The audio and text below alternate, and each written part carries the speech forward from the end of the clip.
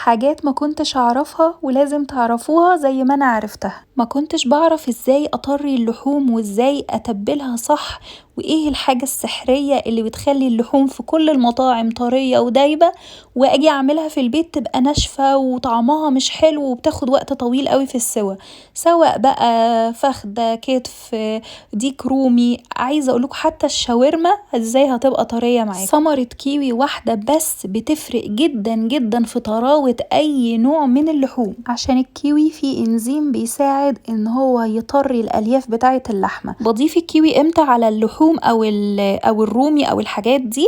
قبل الشوي بساعة او قبل الاستخدام بساعة، ساعة واحدة بس. يعني احنا لو هنشوي على الفحم لحمة هنتبلها التتبيلة العادية بتاعتنا خالص، بس الكيوي هنضرب ثمراية الكيوي نضربها كويس في الخلاط او في الكبة لغاية ما تبقى زي العصير او البيوريه، وبعد كده نضيفها للحمة قبل ما نبدأ شوي فيها بساعة بس، مش اكتر من كده عشان ما يضيعش طعم اللحمة. الكلام ده برضو بالنسبة للرومي والحاجات الطيور اللي حجمها كبير وبتاخد وقت في التسوية. ممكن كمان نستبدل الكيوي بقطعة صغيرة من الاناناس الفريش، بس طبعا الكيوي متوفر اكتر وسهل ان انتوا تلاقوه في كل مكان. وزي ما انتوا شايفين كمان بهرسه واحطه في الفريزر واطلع منه قطع على قد الاستخدام وعلى قد تتبيل اللحوم او الطيور اللي انا عايزاها. لو الفيديو عجبكم واستفدتوا فعلا اعملوا له شير. باي.